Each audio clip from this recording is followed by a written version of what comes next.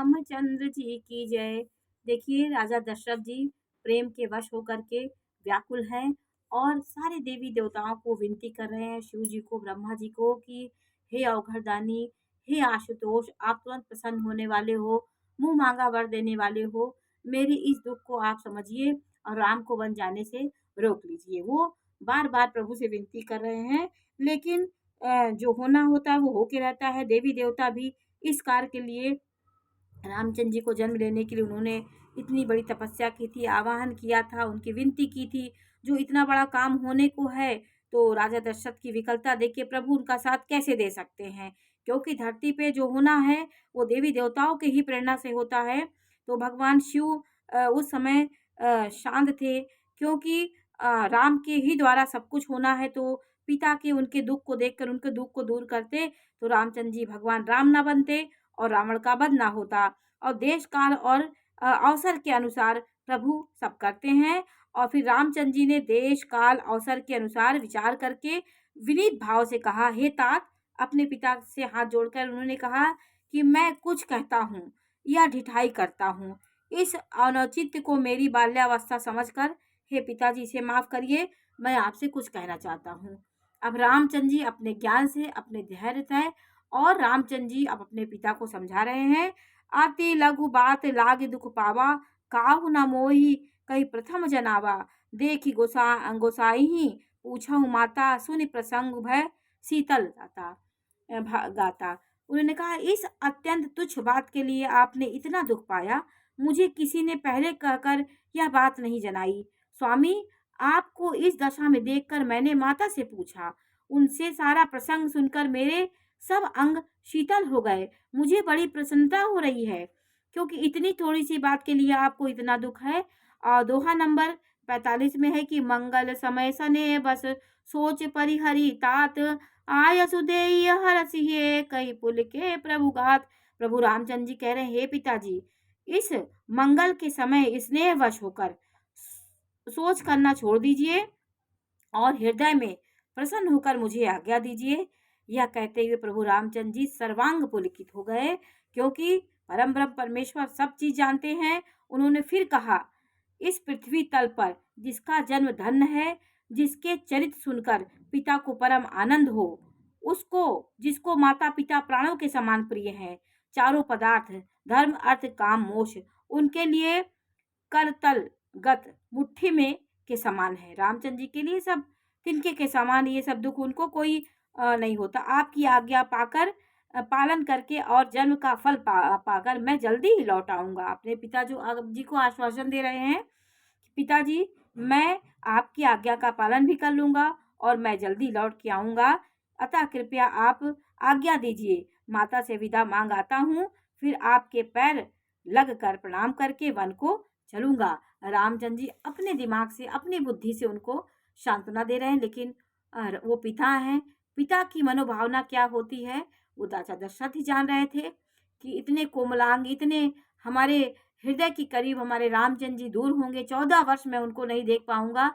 ये सब सोच करके उनके वो व्याकुल हैं, कांप रहे हैं। लेकिन रामचंद्र जी ने अपने नीति का, अपने धर्म का पालन करने के लिए अपने पिताजी को समझाया। देखिए, अब ये रामचरितमानस में ये कहा गया है कि किस तरह धर्म पालन करने में कितनी कठिनाई आती है और सत्य का मार्ग कितना कठिन होता है। रामचंद्र जी ने सबको पार किया, ऐसा कहकर श्री रामचंद्र जी वहां से चले गए। राजा ने शोकवश कोई उत्तर नहीं दिया। राम बोलते गए, लेकिन पिताजी ने कोई उत्तर नहीं दिया।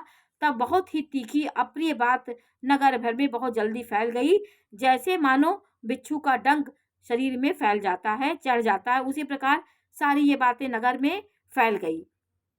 सुने भय विकल सकल नर नारी बेली विटप जिमि देखी दवारी, जो जह सुनई धुनई सिर सोई, बड़ विषाद नहीं धीरज होई। इस बात को लेकर सब स्त्री पुरुष ऐसे व्याकुल हो रहे थे जैसे दावानल वन में आग लग गई हो। देखकर वेल और वृक्ष मुरझा जाते हैं। दावानल को देखकर जो वहां जहां सुनता वो वहीं फिर धुन पीटने लगता, अपना सिर पीटने लगता। बड़ा विषाद है, किसी को धीरज नहीं बंधता। मुख सुखाहि लोचन श्रवहि, शोक न हृदय समाई, मनहु करुण रस कट कटई, उतरी अवध बजाई। सबके मुख सूख गए, आंखों में आंसू बहते हैं, शोक हृदय में नहीं समाता और मानो करुणा रस की सेना अवध पर डंका बजाकर उतर आई हो, ऐसा लग रहा था। और मिले ही माज विधि बात बिगाड़ी, जहां जहां जहां तहां दे कह कही गारी। सब लोग मिल गए, अब इकट्ठा हो गए, सब झुंड के झुंड, सब नगरवासी आपस में बातें कर रहे हैं। यह संयोग ठीक नहीं है। इतने में ही विधाता ने बात बिगाड़ दी। जहां तहां लोग कैकेयी को गाली दे रहे हैं। इस पापिन को क्या सूझ पड़ा जो इतने छाए घर पर आग लगा दी। इसने इतना सुख के माहौल में इसने दुख की विपत्ति डाल दी। निज कर नयन काढ़ चह दिखा, डारी सुधा विषु चाहत चीखा। यह अपने हाथ में अपनी आंख को निकाल कर आंखों के बिना हो गई है। अपने आंखों के बिना देखना चाहती है और अमृत फेंक कर विष रखना चाहती है। यह कुटिल, कठोर, दुर्बुद्धि और अभागिन कैकेयी रघुवंश रूपी वांस के वन के लिए अग्नि हो गई है। सब लोग कैकेयी को दोष दे रहे हैं। पालो बैठ पेड़ यहीं काटा, सुख महु शोक ठाटू धरी ठाटा। पत्ते पर बैठकर इसने पेड़ को काट डाला, सुख में शोक का ठाट ठट कर रख दिया है। श्री रामचंद्र जी इसे सदा प्राणों के समान प्रिय थे, फिर भी न जाने किस कारण इसने कुटिलता ठानी। आप सब ये अचंभित हैं इस बात को कि राम को प्राणों के समान, वो कहती थी कि मेरे दो आंख है भरत और राम मेरे दो आंख हैं। इस प्रकार राम को रामचंद्र कहती थी कि चंद्रमा के शोभा वाले रामचंद्र बहुत ज्यादा प्रेम करती थी। कवि सत्य ही कहते हैं कि स्त्री का स्वभाव सब प्रकार से पकड़ में नहीं आने योग्य है होता है, अतः भेद भरा होता है। अपनी परछाई भले ही पकड़ ले, पर भाई स्त्रियों की गति को कोई नहीं जान सकता। ये सब आपस में बातें कर रहे थे। दोहा नंबर 47 में है कि आग क्या नहीं जला सकती, समुद्र में क्या नहीं समा सकता, अबला कहने वाली प्रबल स्त्री क्या नहीं कर सकती, और जगत में काल किसको नहीं खा सकता है।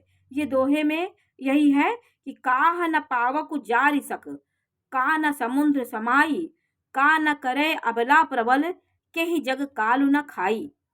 उन्होंने यही कहा कि कवि कहते हैं कि कौन सा ऐसा है जो समुद्र नहीं समा सकता है, अबला क्या नहीं कर सकती, प्रबलता क्या नहीं कर सकती। तो जगत में काल के बस में सभी लोग, इसको काल किसको नहीं खा सकता, ये सब बातें सब लोग कर रहे हैं। विधाता ने क्या सुनकर ऐसा क्या सुना दिया। सब लोग आपस में बोल रहे हैं कि विधाता क्या सुनना चाह रहे थे हम लोग, राज्याभिषेक कितनी खुशी का माहौल था, तो प्रभु ने क्या सुना दिया हम लोगों को। और फिर वो कह रहे हैं कि ऐसा कहते ही राजा ने अच्छा नहीं किया, दुर्बुद्धि कैकेयी को विचार कर वर नहीं देना चाहिए। सब लोग कह रहे हैं कि उनको सोच समझ के वर देना चाहिए, वर उनको नहीं देना चाहिए। जो कही भयउ सकल दुख भाजनु, अबला विवश ज्ञान गुण गाजनु। जो हट करके कैकेयी की बात को पूरा करने में अड़े रहकर स्वयं सब दुखों के को पात्र हो गए। उन्होंने इनके वचन को, दोनों को वर मांग लिया, क्योंकि वह वचन दे करके राम का सौगंध दिला करके उनसे वचन मांगी थी, तो राम प्रभु कैसे नहीं दे सकते थे। और पालन करना राम के उसमें था, राम आज्ञा पालन करना, पिता की हर बातों को पालन करना राम की धर्म था। और स्त्री के विशेष वश होने के कारण मानो उनका ज्ञान और गुण जाता रहा। एक दूसरे को धर्म की मर्यादा को जानते हैं और सयाने हैं, वे राजा को दोष नहीं देते। उन्होंने कहा कोई राजा को ऐसा नहीं करना। सब बातें आपस में कर रहे हैं। वे शिवी दधीच और हरिश्चंद्र की कथा एक दूसरे से बखान कर कहते हैं कि कोई एक दूसरे में भरत जी को सम्मति बताते हैं, कोई एक सुनकर उदासी भाव से कह रहे हैं कि कुछ बोलते नहीं। सब शिवी दधीच हरिश्चंद्र की कथा कह रहे हैं कि ये भी एक वो थे, क्योंकि ये सतयुग में थे। सतयुग की बातें सब त्रेता युग में कर रहे हैं। उदाहरण दे दे करके सब लोग कोई आंखों में हाथों से कान मूंद कर और जीभ को दांतों तले दबाकर कहते हैं कि यह बात झूठ है, ऐसी बात कहने से तुम्हारे पुण्य नष्ट हो जाएंगे। भरत जी तो रामचंद्र जी को प्राणों से के समान प्रिय है, फिर ऐसा उत्पात उनके घर में क्यों हो गया। अब देखिए, ये आपको रामायण में ये बताया गया कि विधि की योजना, हम आप सिर धुलते हैं, छटपटाते हैं, उस चीज को प्राप्त करने के चक्कर में रहते हैं और आपस में गाल बजाते हैं, लेकिन प्रभु जो होना होता है वो हो जाता है। ये रामायण में यही बताया गया कि सब लोग इतने दुखी होने के बाद भी जो हुआ वही होना था। और सब लोग कह रहे हैं कि चंदु चवे वरु अनल कन सुधा होई विषतूल और सपने कभू न करहि कछि भरत राम प्रतिकूल। चंद्रमा चाहे शीतल किरणों की जगह आग की चिंगारियां बरसाने लगे और अमृत चाहे विष के समान हो जाए, परंतु भरत जी स्वप्न में भी कभी श्री रामचंद्र जी के विरुद्ध कुछ नहीं हो सकते हैं। सबको इतना दृढ़ विश्वास था कि ये भरत ऐसा नहीं कर सकते, वो राजगद्दी के लालची नहीं है। सब आपस में करने लगे कि ऐसा क्या योजना हो गई, क्योंकि भरत को भी वो जानते थे और कैकेयी का प्रेम भी राम के प्रति वो जानते थे कि कैकेयी कितना राम को मानती है। आखिर में ये ऐसा क्यों हो गया? कोई एक विधाता को दोष देते जिसने अमृत दिखाकर विष दे दिया। नगर में खलबली मच गई। सब किसी को सोच हो रहा था, हृदय में दूसरा जलन हो रही थी।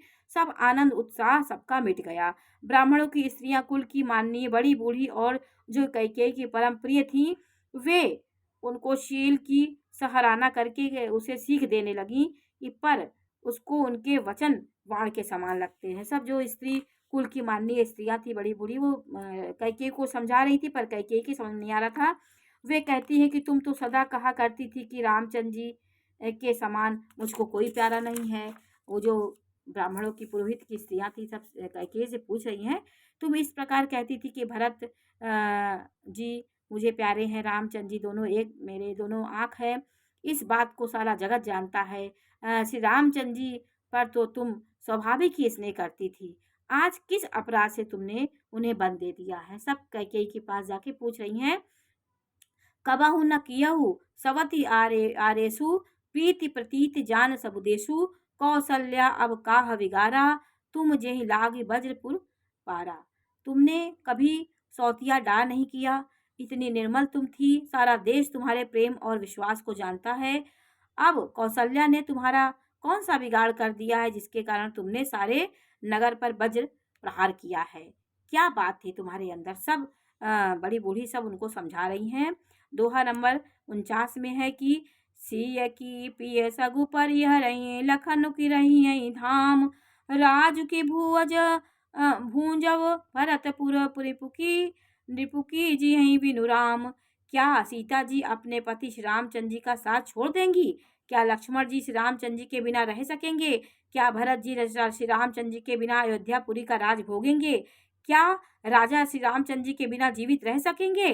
अर्थात ना सीता जी यहाँ रहेंगी, ना लक्ष्मण जी यहाँ रहेंगे, ना भरत जी ही राज करेंगे और ना राजा ही जीवित रहेंगे। सब उखाड़ हो जाएगा। वो सब समझा रही हैं कैकेयी को कि ये बहुत अनर्थ तुमने किया है, तुम कुछ सुख नहीं पाओगी, क्योंकि एक के बिना दूसरा नहीं रह पाएगा। ये सभी स्त्रियां समझा रही हैं। देखिए, ये प्रेम की पराकाष्ठा थी कि रामायण में दिखाया गया कि प्रेम कितना था। हृदय में ऐसा विचार कर क्रोध छोड़ दो, शोक और कलंक की कोठी मत बनो। भरत को अवश्य युवराज पद दो, पर श्री रामचंद्र जी का वन में क्या काम? उनको वन क्यों दे रही हो? सब लोग उनको हाथ जोड़कर प्रार्थना कर, श्री रामचंद्र जी राज्य के भूखे नहीं हैं, वे धर्म की धुरी को कारण करने वाले हैं और विषय रस से रूखे हैं, अर्थात उनके विषय शक्ति नहीं है, उनके अंदर विषयों की आसक्ति नहीं है। इसलिए तुम यह शंका न करो कि श्री रामचंद्र जी का बन जाएंगे, भरत के राज्य में विघ्न करेंगे। इतने पर भी ना माने तो तुम राजा से दूसरा ऐसा कर ले कि श्री रामचंद्र जी घर छोड़कर गुरु के घर जाएं। उन्होंने कहा कि तुम इस वर को बदल करके ये वर मांग लो कि राजा घर छोड़ दे, लेकिन वो गुरु के घर रहें, वो वनवास न जाए। ये अपने बुद्धि से सब उनको समझा रही हैं। जो नहीं लागी हूँ कहे हमारे, नहीं लगी हूँ कछु हाथ तुम्हारे। जो तुम हमारे कहने पर ना चलोगी तो तुम्हारे हाथ कुछ भी ना लगेगा, ना तुम्हें पुत्र मिलेगा, ना पति मिलेगा, और तुम्हारा विपत्ति का तुम्हारे जीवन में आ जाएगा। वो समझा रही हैं सब उनको। यदि तुमने कुछ हंसी की हो तो उसे प्रकट में कहकर जना दो कि मैंने दिल लगी की है। अगर तुम किसी उपहास कर रही हो या दिल लगी कर रही हो तो वो भी बता दो। हे कैकेयी, राम सरीखे पुत्र क्या वन के योग्य हैं? यह सुनकर लोग तुम्हें क्या कहेंगे? जल्दी उठो और वही उपाय करो जिसे उपाय से इस शोक और कलंक का नाश हो जाए। सब लोग उनसे कैकेयी से बोल रही हैं, पर कैकेयी हठी हो गई, होनहार के वश में है।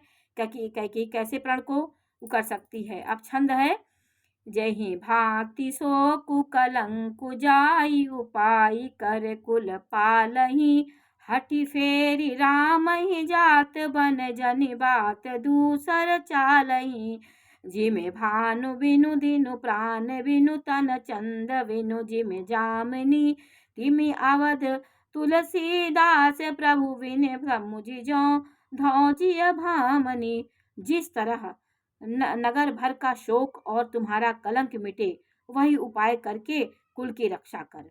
वन जाते हुए श्री रामचंद्र जी को हट करके लौटा ले, दूसरी कोई बात ना चला। तुलसीदास जी कहते हैं कि जैसे सूर्य के बिना दिन, प्राण के बिना शरीर और चंद्रमा के बिना रात निर्जीव तथा शोभाहीन हो जाती है, वैसे ही श्री रामचंद्र जी के बिना अयोध्या हो जाएगी। हे भामिनी, तू अपने हृदय में इस बात को समझकर विचार कर देख ले, वो सही है।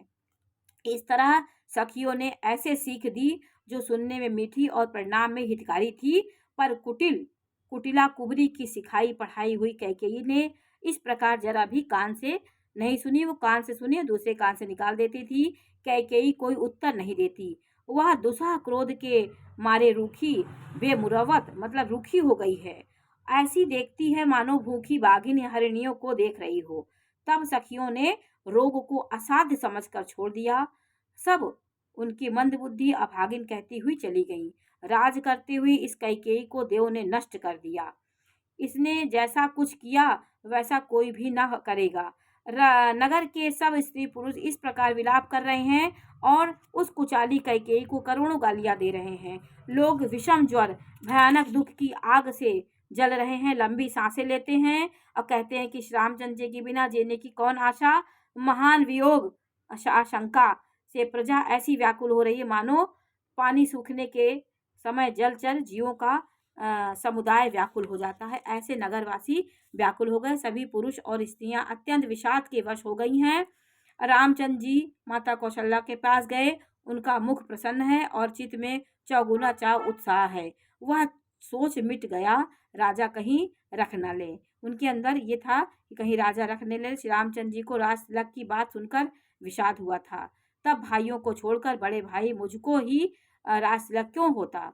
तब माता कैकेयी की आज्ञा और पिता की मौन सम्मति पाकर यह सोच मिट गई। उन्होंने कहा था, सोच रहे हैं कि मैं तो ये सोच ही रहा था कि मुझे क्यों राजगद्दी मिल रही है, तो ये बात मेरी सोच मिट गई। अब मैं प्रसन्न हो गया हूँ। बोलो सियावर रामचंद्र जी की जय।